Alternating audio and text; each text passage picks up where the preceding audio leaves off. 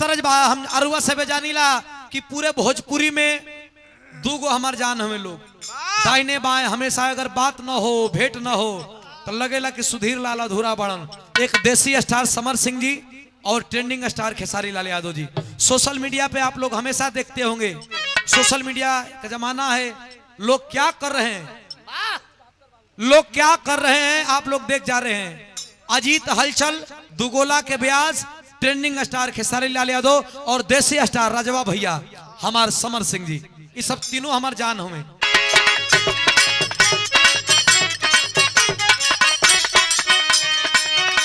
एक घड़ी तरज बजा था भैया, वो नाचे वाली रंगदार से कह दिया, अरे सांझे से का तू निहारता रहो ठावा,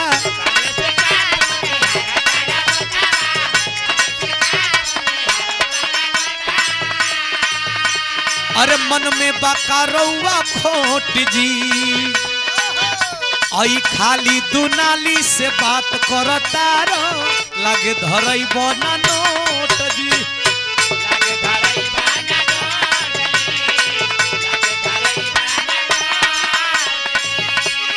लड़का कहता हो चलू साथ हमारा देव चार कमरा,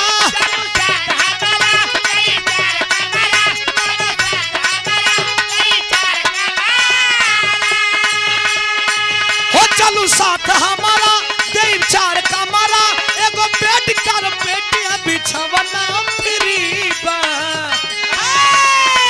हो एगो बेड कर बेटिया बिछवना फ्री बा, अरे खाना और पीना साथे रहना फ्री बा, अरे खाना और पीना साथे रहना फ्री बा, तोरा लाहे 3 थाना गहना फ्री बा, खाना और पीना साथे रहना फ्री बा, तोरा लाहे 3 थाना गहना फ्री बा।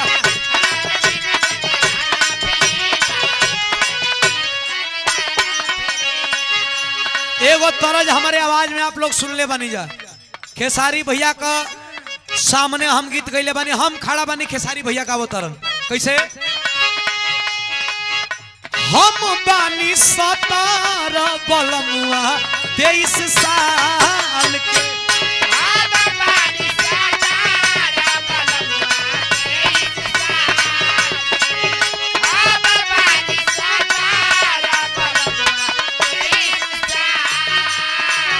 भौजी रे जवनिया रखी खतरे में डाल के,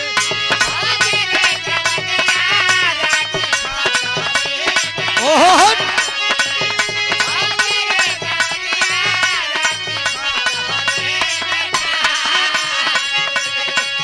केतनो नीमन होई त सतैबे नु करी,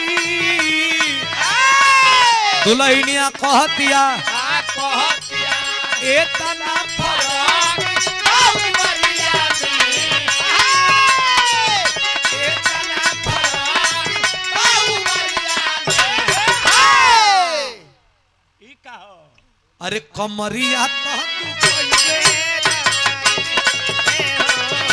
एतना फरक उमरिया में, कमरिया तो तू खइबे। लइका कहता कोरवा में सुता के चल गईलू, कोरवा में सुता के चल गईलू, निंदिया ना अकेले आवेला, कोरवा में सुता के चल गईलू, निंदिया ना अकेले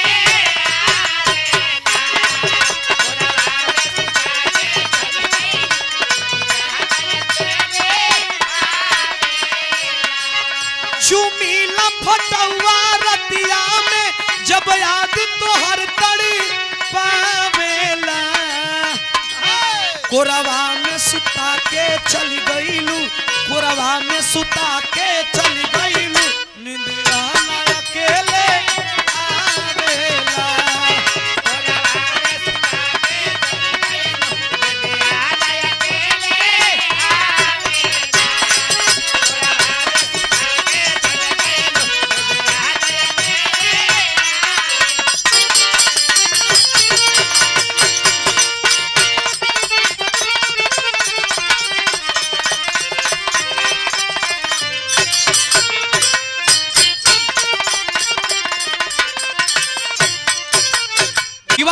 चर्चा वर्ष सुन लें आप लोगन। एक विवाह हमारे तरफ से, एक विवाह हमारे तरफ से बड़ा कम समय में, लेकिन रही बड़ी शानदार गीत। कभी कहे एक रचना हो और कभी कहे खोज हो। जितना भैया लोग बैठल बानी, हमें विश्वास बा कि आप लोग बड़कवा हुआ, आप लोग महान है मेरे दोस्त, कि आप लोग जिसे सुनते हैं, आप लोग जिसे समझने की कोशिश करते हैं, वो हमेशा बड़ा रहता है और आप लोग बड़ा बनाते हैं। आइए आप लोगों के बीच में एक गीत पेशकश है और शादी का माहौल है, शादी का गीतियों बा। कैसे मास्टर?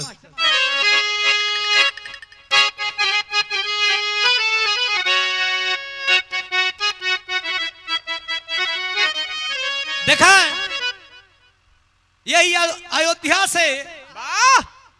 अयोध्या से भगवान श्री रामचंद्र जी हमारे क्षेत्र में बक्सर में गए थे ताड़िका का वध करने के लिए। लेकिन होनी को कौन टाल सकता है? होनी ये रहा कि ऋषि विश्वामित्र के साथ साथ बक्सर में ताड़का का वध करके और भगवान वहां से जनकपुर के लिए प्लान कर दिए। आज जब जनकपुर के क्षेत्र में पहुंचते हैं तो राजा जनक के बाग में पहुंचते हैं। आज जब राजा जनक के बाग में पहुंचते हैं तो होता क्या है?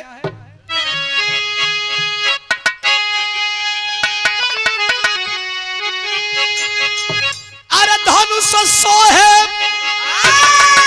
अरे धनुष सोहे सांवरी सुरतिया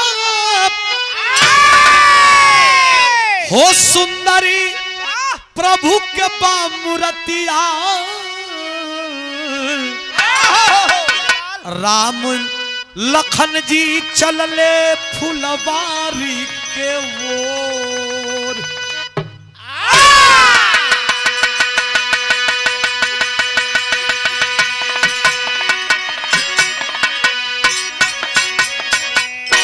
और राजा जनक फुलवारी में ऋषि विश्वामित्र मुनि जो बक्सर में यज्ञ कर रहे थे, जिनका यज्ञ को सफल बनाने के लिए भगवान रामचंद्र जी गए थे। लेकिन जब जनकपुर लेकर के गए तो राजा जनक के फुलवारी में ऋषि विश्वामित्र मुनि ये बोले कि आप लोग जाओ, सवेरे का पहर हो और टहल करके आ जाओ, मैं विश्राम करूंगा। और राम लक्ष्मण फुलवारी में घूमत होने, इतना सुंदर बाग। राम भगवान लक्ष्मण से कहना कि प्रिय भाई, कितना सुंदर फूल है और कितना सुंदर बगीचा है और कितना सुंदर ये नगरी है। दिल करता है कि यहीं पे रुक जाऊं। यार भगवान घूमते हवा, तब तक जनक नंदनी 4 गो सखियन के साथे कैली का मास्टर तरज लगत हो।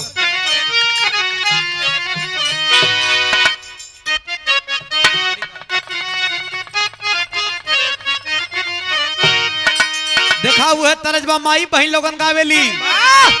अरे कि मोरा पीछा वारावा तनकी सा बड़ी भैया।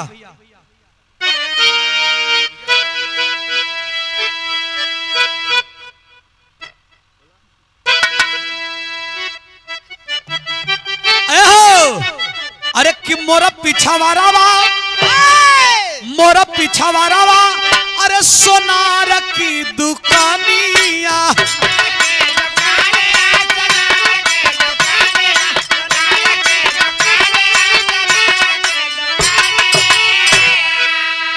अरे की झूलनी गढ़ाई दत्ती न पतिया न की, अरे झूलनी गढ़ाई दत्ती न पतिया न की। हो बड़ा निक लागे गीत आवारातिया न के, बड़ा निक लागे गीत।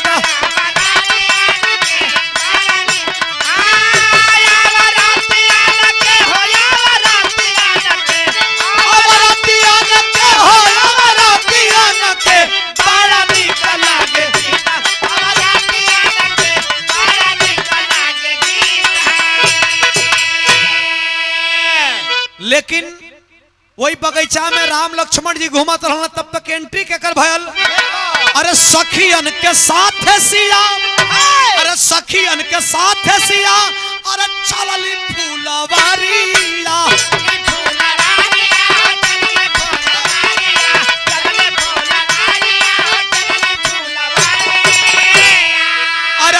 फुलवारिया लड़ली, वही फुलवारिया लड़ली राम से नजरिया।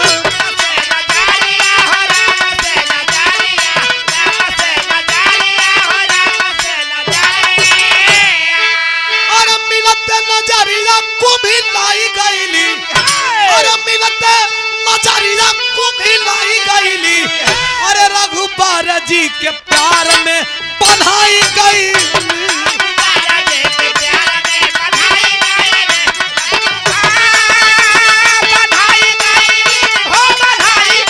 अरे क्या बात, अरे रघुबर जी के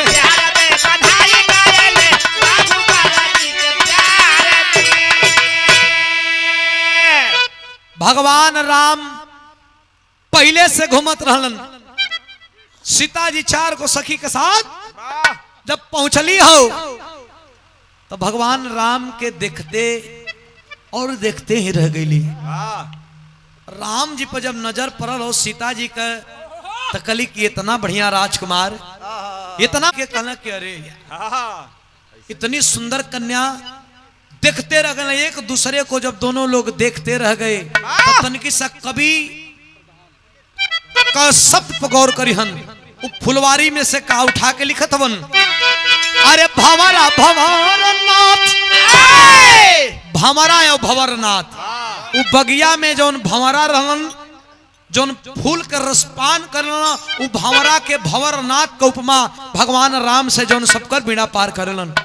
करत कहा, अरे भंवरा भंवरनाथ पे रासवा लुटावे।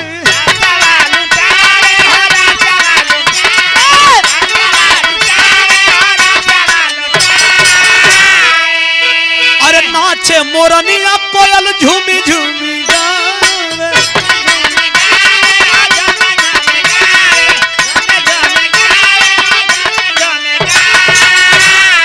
अरे सिया, अरे सिया सुकुमारी अकुलाई गईली। अरे रघुबर जी के प्यार में बंधाई गई।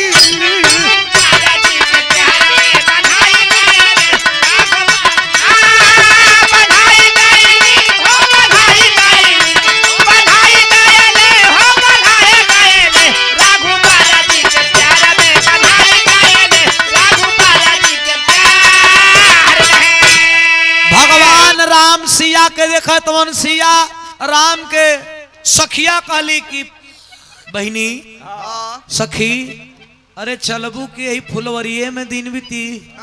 आ लक्ष्मण कहता भैया चलिहन की खाली देखते रहीहन। दोनों लोगन के दो तरफ ले जाइल गई। तब तक देखा पहले से परमात्मा लिखित कैले रहलन। भगवान राम जब वही ऋषि विश्वामित्र के तरफ गईलन, तनी आराम से भैया भैया भैया भैया आराम आराम से आराम। ऋषि विश्वामित्र के तरफ जब गईलन तब तक वही ऋषि विश्वामित्र के जा विश्राम गृह रहल। राजा जनक का एक मंत्री आके बोला कि महर्षि आपको राजन याद के तात्पर्य यह है कि सिया सुकुमारी का कल स्वयंवर है। अब बड़े बड़े राजघराने से बड़े बड़े पुरुषार्थ वाले वीर आ रहे हैं और उस सीता स्वयंवर में आप भी सादर आमंत्रित हैं अपने दोनों शिष्यों के साथ। भगवान राम अपने दोनों शिष्य, क्षमा करेंगे, ऋषि विश्वामित्र अपने दोनों शिष्य राम लक्ष्मण को लेकर के सीता स्वयंवर देखा बदे चलना हन। तो टेरी का भाव लगा था मास्टर। अरे बलराम तैयारी तब स्वयंवर की हुई। अरे जुटा अरे जनकपुर में यक से बलकारी।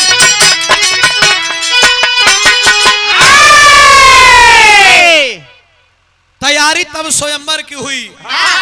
अरे जुटा है जनकपुर में यक से बलकारी। बलात्कारी हाँ बलकारी कथे वीर बलात्कारी में जुटा हो जाए। कब सुना था का तो करे ए भैया। बड़े बड़े जब वीर पहुंचलन और राजा सिंहासन पे राजा जनक बैठे हैं और राजा जनक के सीता सुकुमारी बगल में बैठल बाड़ी, उनकरा बगल में सीता मैया का महतारी बैठल बाड़ी। अब पूरा राजघराने जवन सेंटर बा, सेंटर के बीचों बीच वही धनुष रखल बा कि जे धनुषिया के उठा ले उसे सीता जी का बियाह हो जाएगी। अरे बड़े बड़े मोछ वाला, बड़की बड़की आंख वाला, आंख कान कान हर कौनो कौनो बड़ी बड़ी दूत देवत बैठल हो। कौनो का मुड़ी बड़का बड़का बा, कौनो का एक हाथ नहीं के लेकिन एक हाथ से कहत हो सके पूरा संसार के शोक घलल जाई। बड़े बड़े राक्षस भी बैठल हो, बड़े बड़े वीर भी बैठल हो, बड़े बड़े राजकुमार भी। आज जब बैठल हो मास्टर बिरहा में एक तरह जतनी उठी तो उठी, नहीं तो रहे तो कोनो बात नहीं है। कैसे मास्टर?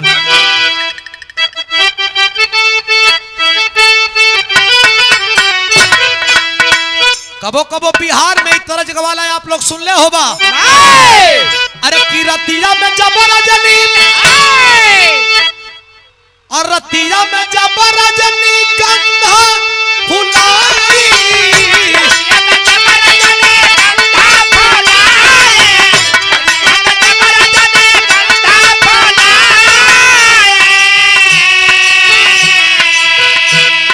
अरे बसवरिया के पिछावा चन आ गई, अरे बसवरिया के पिछावा चन आ गई हो, अरे याद आ गई, अरे याद आ गई,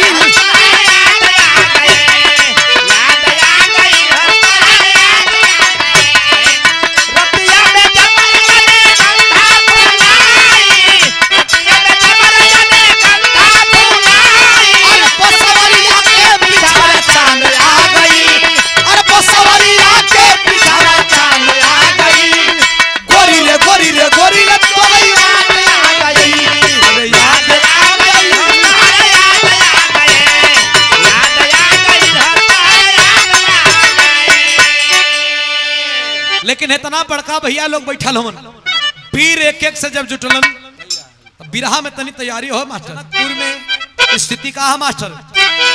अरे बड़े बड़े बीरावन, अरे बड़े बड़े बीरावन के अरे भाई ना जुटान हो,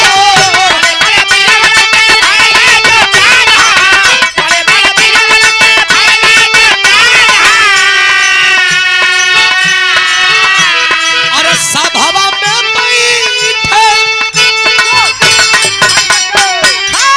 अरे सभा में बैठे सब होई के उतान हो,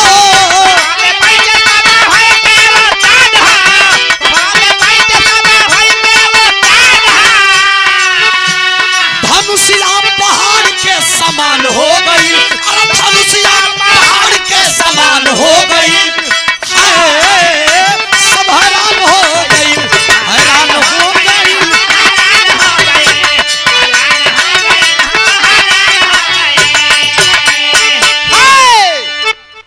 बड़े बड़े वीर पहुंच के ओई धनुषिया के तुक्ष धनुष समझ के अब पहुंच के कानी अंगुरिया से टेलन, और जब कानी अंगुरिया से ना हिले तो एक हथवा से उठावा यार तक वो कन करे उठ जाई, कोई दिक्कत ना हो, उठ जाई माने टेस्ट लेते हैं। एक हाथे जब ना काम लेते तो दोनों हथवा से छुआ, ओई में जब आंख के लगवा हिलाए भुवनिया भुवनिया के तो धनुष हिल तो नहीं खे उठाए के तो बड़ी दूर का बात बा। बड़े बड़े वीर, बड़े बड़े वीर धनुष के तोड़े बदे लपटल हुन। तक कभी का कलम कैसे लगत है मास्टर?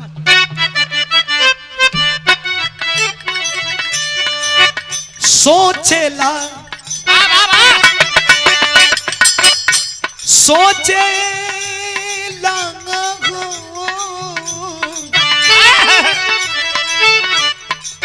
सोचेला सबही धनुष कैसे टूटी,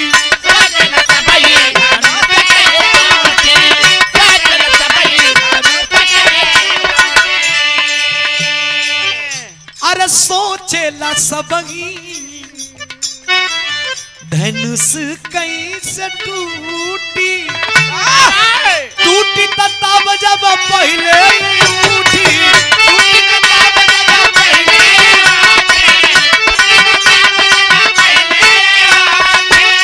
बड़े बड़े वीर हैरान हो गए। टूटी तब न जब पहले उठी। कभी लिखत बाड़न के वहां का स्थिति का है। हार गई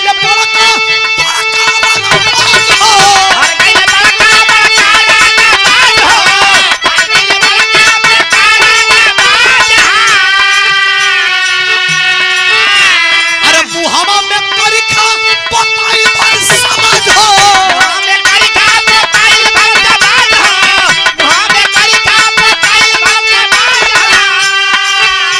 अरे सभवा में बड़ी अपमान हो गई। अरे सभवा में बड़ी अपमान हो गई। हाय सब हैरान हो गई।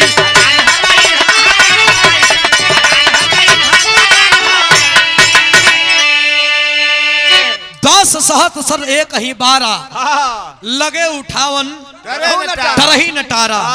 अरे बाप रे बाप, बड़े बड़े वीर उठा के धनुष के हिलावत हवन तो हिलता है नहीं के उठावे का तो बात बड़ी बात है।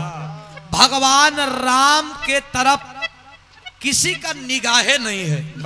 काहे कि वीर से पूरा नगरी भर गई बा।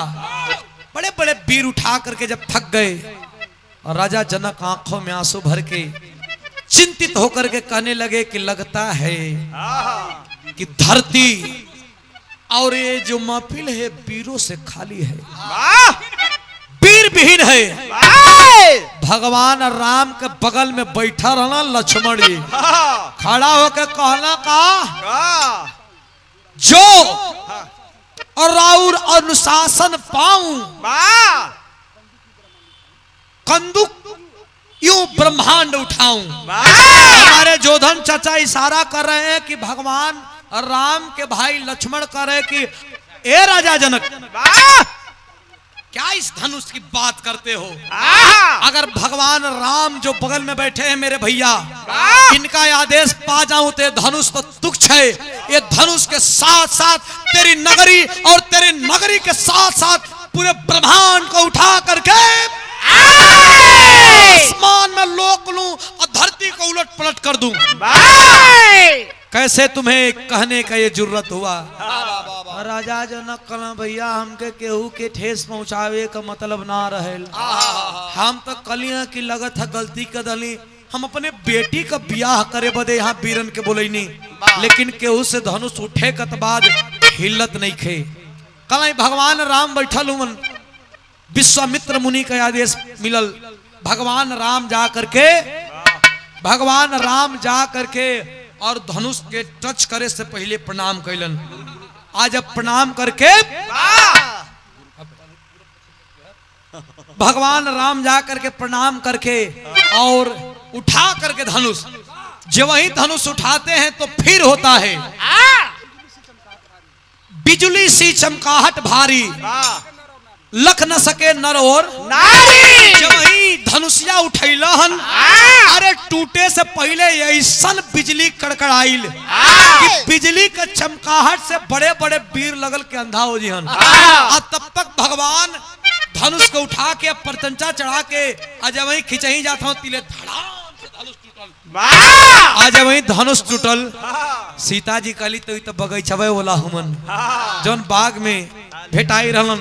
अब बाग में भेटाई रहलन गजरा लेकर के सीता जी धनुष जब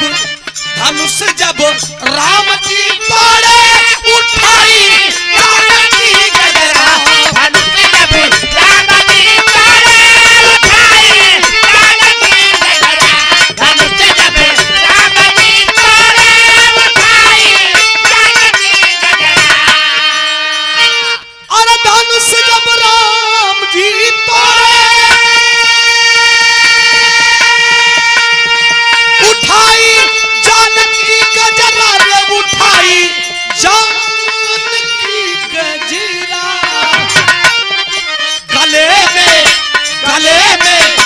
गले में रामचंद्र के पहनाई जानकी गजरा। गले में रामचंद्र के पहनाई जानकी गजरा। गले में रामचंद्र के पहनाई जानकी गजरा।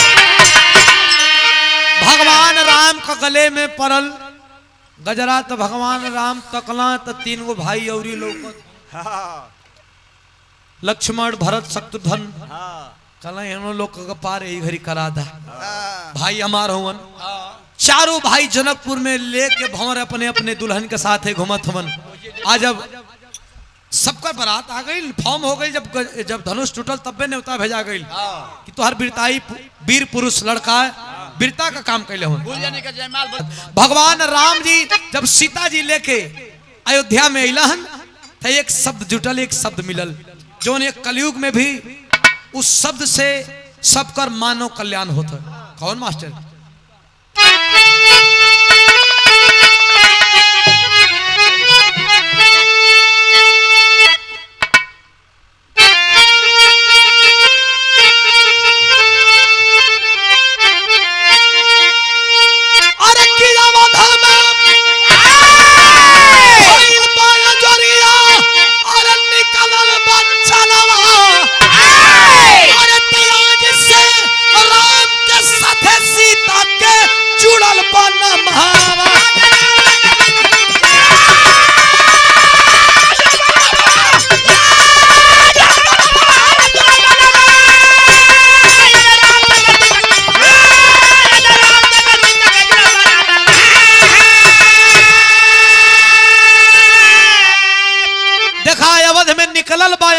खिलल बा छनवा आज से राम साथे सीता के जुड़ल बा भगवान राम अधूरा रहलन अधूरा सीता रहली लेकिन जब सीता राम का शादी भयल जब दोनों लोग एक भइलन तो कलयुग में बस नाम आधारा खाली एक बेरी सीता राम लेहला से मानव रूपी जीवन तर जाला। भगवान राम और सीता का नाम अकेले राम नाम लेबा तो नाम मतलब है सीता राम साथे लेला पर जीवन रूपी नाव तर जाले और सीता राम जब दोनों लोगन का शादी भयल तब भयल तो खानदान का परिचय है किसे मास्टर?